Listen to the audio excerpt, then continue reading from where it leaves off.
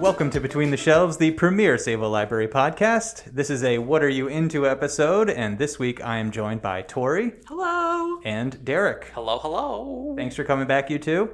So, if you haven't heard a What Are You Into episode before, this is where we can just talk about whatever we're into right now. So I know, Tory, you have a full sheet in front of you. You look like you're ready to go. I'm so into things this week. One thing in particular, which Derek has been forced against his will to listen to me talk about before, but here we go. And it is the TV show Big Brother. Big Brother. This is Tory's reality roundup, once again. So for background, I'm super into the show Survivor, a CBS reality show. Everyone knows Survivor.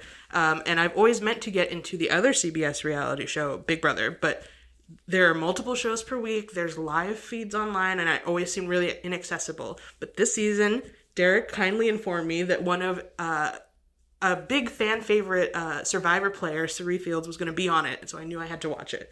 So I've been watching it. The premise of Big Brother, for people who don't know, they put a bunch of people in a nice big house, and they're being filmed 24/7. And they have to wheel and deal and swindle each other until they, one by one, vote each other out. And the last person standing who gets voted by a jury of their peers gets to win a bunch of money. So that is Big Brother, and I am addicted to it. I don't understand how it works, but I watch the live streams 24/7. They're talking about whatever they're doing, dishes, they're washing their hair. I'm watching. I'm into it. I'm rooting for people that I don't know what their strategies are, but yeah, I can't stop watching Big Brother. That's the thing about Big Brother, is because they have those live feeds, you can just watch it constantly. I mean, and this is like the 20-something... 25th season of the show, so it's been around for a while. When Tory and I were talking about it one day, and I said, oh, I think someone from Survivor is on it. What's her name? Cirie. I was like, Cirie? Tory literally did a 180 turn and left my office. Said nothing. She was just out. It was really one of my favorite things that Tory has ever done. I had to go gather intel Exactly. about Cirie being on Big Brother. And even better than Cirie being on Big Brother, this season's big twist, because it's the 25th season they want to celebrate, Cirie's son is also on Big Brother. And nobody in the house, well, not nobody in the house knows that they're related. So they're working together behind the scenes. They're trying to strategize together so they can get to the end together and win all of the money. It's just... Big Brother is the biggest mistake I ever made, because as a reality TV fan, having it available to me 24 hours a day is horrible. It's taken over my life. And then how many times a week is it on? It's on 3 times a week. So it's on Sunday nights, Wednesday nights, and Thursday nights. Only 1 hour each, so not as much of an investment as other shows could be. And really, if you watch the live feeds, you already know what's going to happen on all the episodes, because it happened already in the past, and they're summarizing it. And it's such a different experience if you only watched the live shows versus watching the live feeds. There's so much that you miss. There's relationships you don't know about. There's people on the show that they don't feature as much as you would see them going around interacting with other people on the live feeds. So it's just the way that Survivor is an interesting social experiment of, let's put a bunch of people out in the wild and see what they do. Let's put a bunch of people who don't know each other in a house and see what they do. And it's so interesting. And this season, they're in the house for 100 days, which is crazy. They're just locked in this house. They don't know what's going on outside the house. They don't know how their family is. All they have is each other. They all hate each other. It's amazing. Sounds like great TV. It is. So I'm very into Big Brother, unfortunately, for me. Yeah, and I personally don't follow Big Brother, but I follow a lot of people that follow Big Brother, and so I kind of know what's going on a little bit, so I'll just bring a tidbit back to the office and be like, you know, what's going on with this person? And Tori's like, you ready for this? I'm like, oh yeah. Sit down, Derek. Lay it I'm on about me. to learn you. And it has infiltrated other aspects of my interest, because there's Survivor podcasts. I love podcasts. So I'll listen to people talk about what I just saw happen on a live stream. There's Survivor, like a guy who recaps the live feeds every day on YouTube. And he does these dramatic reenactments, like, just by himself. And I will watch those, even though I did watch the live feeds. I'm on Reddit. I'm in the threads where people are commenting in real time. Like, it's an all-around experience. It's a lot of fun. That's awesome. All right, I'll go next. I have a couple of movies I want to talk about. This actually just occurred to me. I finally saw the Barbenheimer. Oh, you watched it? I finally got to see it. They're both great. I can't really pick which one I like more. I like them both for very different reasons. I liked Barbie way more than I thought I would. Neither of them are my favorite movie of the year. That's what I want to talk about. Whatever. I'll just talk about it now. My favorite movie of the year currently is Past Lives. Oh, I want to see that. Oh, me too. It is so good. It's directed by Celine Song. It's a South Korean film. Here's a brief description of the plot. Nora and Hae Sung are two deeply connected childhood friends. They're separated when Nora, her family, emigrates to America. And then the movie, that's basically the beginning of the movie, and then they reconnect over FaceTime, I want to say. This takes place like 12 years ago or something, so whatever the equivalent of FaceTime was then. Skype, I think, is what it is in the movie. So they reconnect online, and then another 12 years go by, and they reconnect in person, finally, in New York. So it's sort of a romance film, but it's all about... The themes of the movie are more about like destiny and your choices and kind of like your relationships. And in South Korea, they have a... the term is escaping me right now, but it's a central theme of the film where it's sort of about destiny and how the people that you connect with in life you've met in previous lives, and the person you're destined to be with is people you've connected with over thousands of past lives, and you're basically destined to eventually be together. It's just about which life that's supposed to be in. So destiny is a very strong theme in the film. It's shot beautifully. Celine Song, it's one of, if not her first film, it's one of her first films, but it's absolutely beautifully shot. She's not afraid to like hold on scenes and just you just sink into them. It's just gorgeous shot film. And I'm not a big romance film buff, but this is one of the best romance movies I've ever seen. So it has a lot for different audiences. You can kind of get what you want out of it. A lot of different people, I think, will find something to take away from this movie. It's the A24 film of the year, so this is going to be, I think, their Oscar push movie. So you'll be hearing a lot more about it in the next couple of months, but or depending on when this episode comes out, you'll be hearing about it more as the Oscars start to heat up. So yeah, it's great acting, great directing. It doesn't overstay its welcome. It's not too long. But it's just a movie that you just sit in, and I found myself just smiling like an idiot to myself, just like looking at these beautiful shots and just these two actors with so much charisma, just sucking up all of my attention. And yeah, just I can't say enough good things about it, and I'm sure I'll be talking about it again when we do our Oscar episode. Oh yeah. So yeah, Past Lives by Celine Song. I'm not sure if it'll still be in the theaters. It's an indie film, so it's not going to be around for very long, but it'll be streaming soon, and highly recommend it. It's my favorite movie of the year, and Tori, I see everything.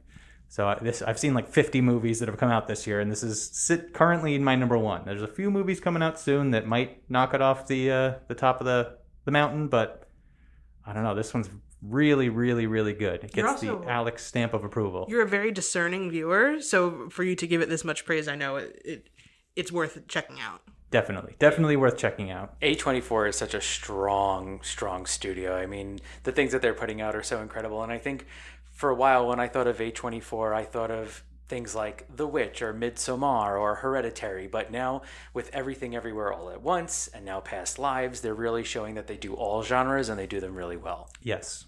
Yeah, they have a very distinct production style, but it's, I don't know, they're doing something right over there. They know how to pick them.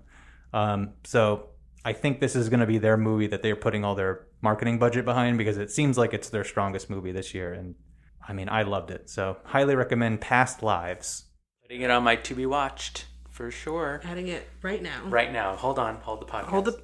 Okay. Okay, got it. Derek, what are you into? So what I'm into right now, this weekend, I just binge watched the Netflix live action One Piece. So this was 8 episodes of anime fantastical goodness.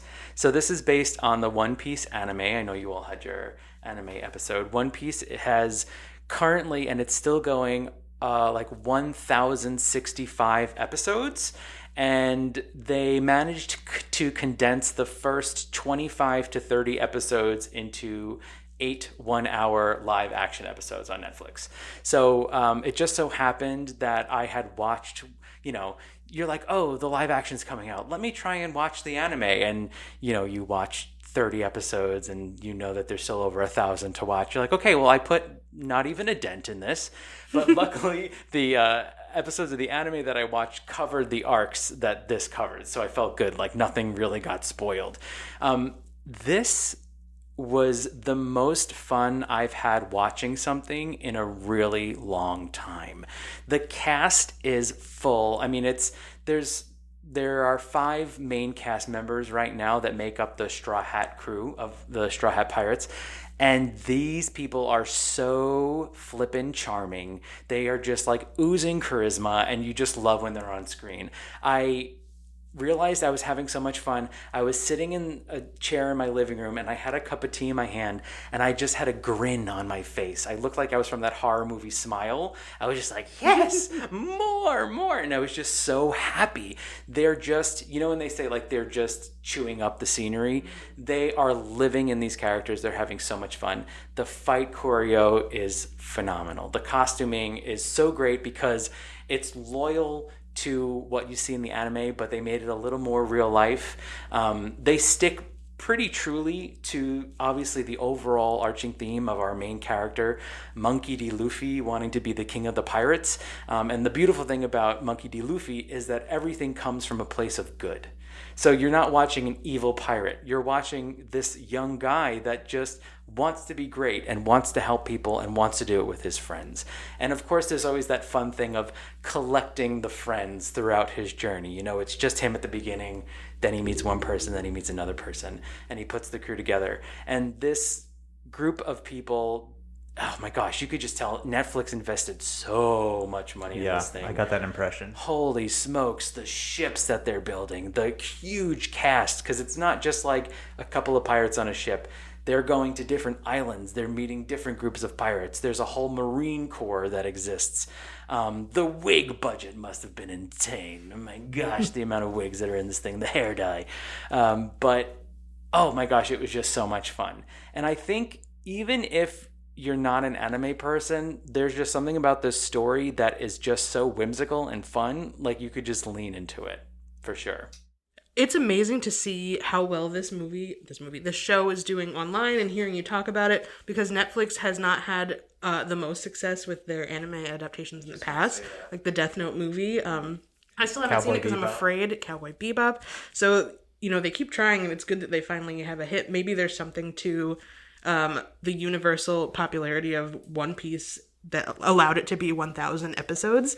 But would you say that for somebody who's interested in getting into anime or One Piece, that this is a good way to like test it out with this show? I think so, because it does take that very, comical thing that an anime can do, where people are screaming, but like in the best way possible. So it's seeing it happen live action. You always hear people being like, oh, well, I don't like that it's a cartoon. I don't like it's too kiddish, right? But it's taking that storyline and bringing it to life with actors. I definitely think it is something that you could watch and be like, oh, okay, maybe I am enjoying this and this can lead me into liking more things.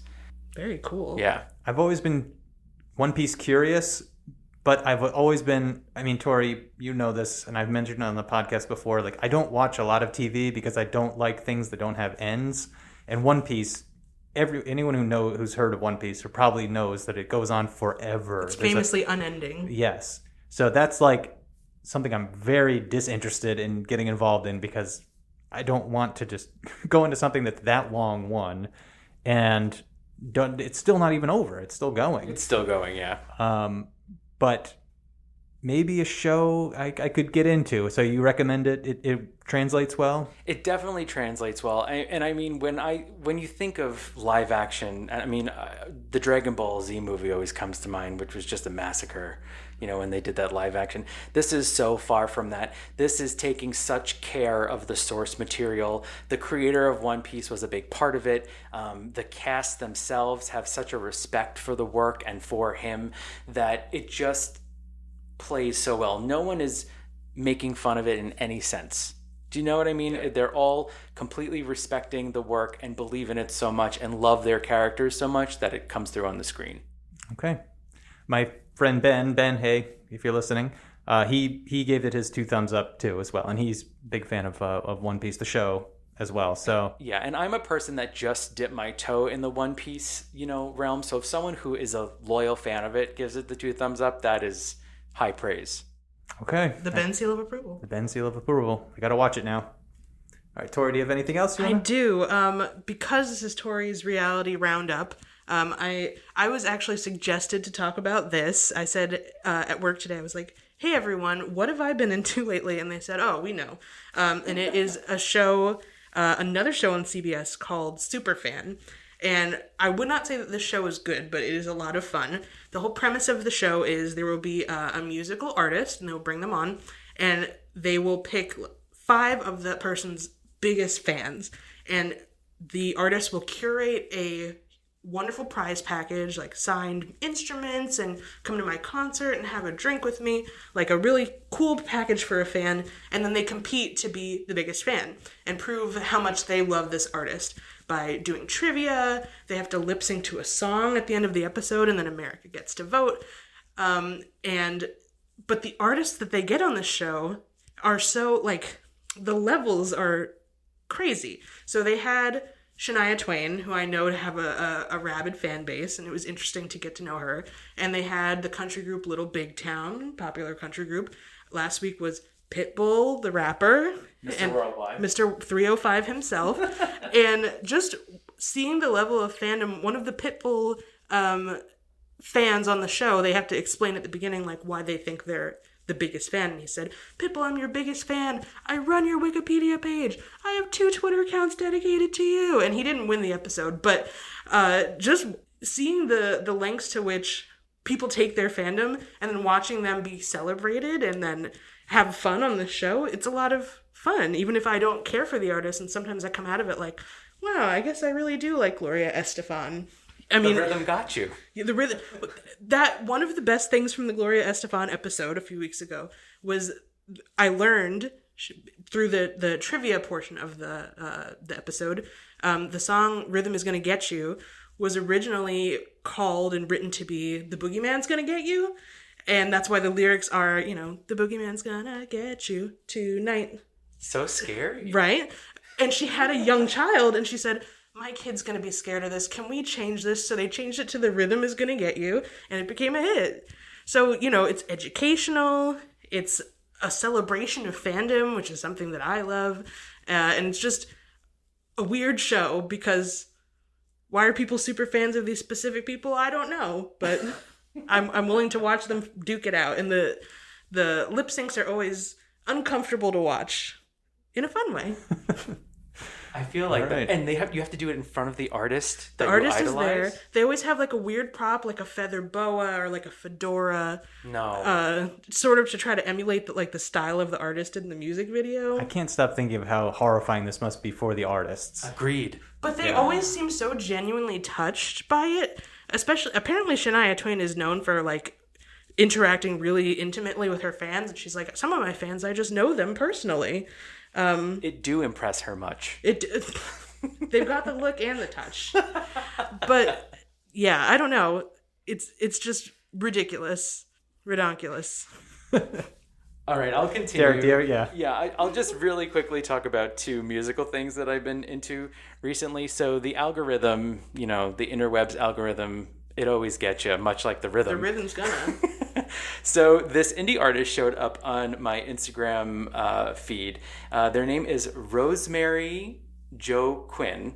It's spelled Rosemary like Joaquin, but on their Instagram. It says it's Joaquin. They are a queer indie artist. And this song, It Was Me, is so delightful. It's about when you're first dating someone and no one's supposed to know, and you're sneaking around and you're running around, but then someone spills the beans, right? So who told everyone in the group chat? Well, actually, it was me. And the whole song is her saying, I'm having a lot of fun, and I think this is really great, but I think it would be even more fun if like people knew and we can hold hands in public, and then we wouldn't have to sneak around anymore, and it would be a great time. And it's just about her explaining to this other person that it was me. I was the one that told everyone that we're together. So it's such a bop. When we all go out, kiss me like when we're alone. Keep it subtle, but we won't. Everybody knows you're the thing. Got me feeling too good. Who spilled in the group chat? Oh, I'm the FG. Who had to go and tell everybody? It was me. Whoopsie. You're not mad. The other thing that I'm into is, Tori and I have had a little dialogue about this artist, is an artist called Queen Herby.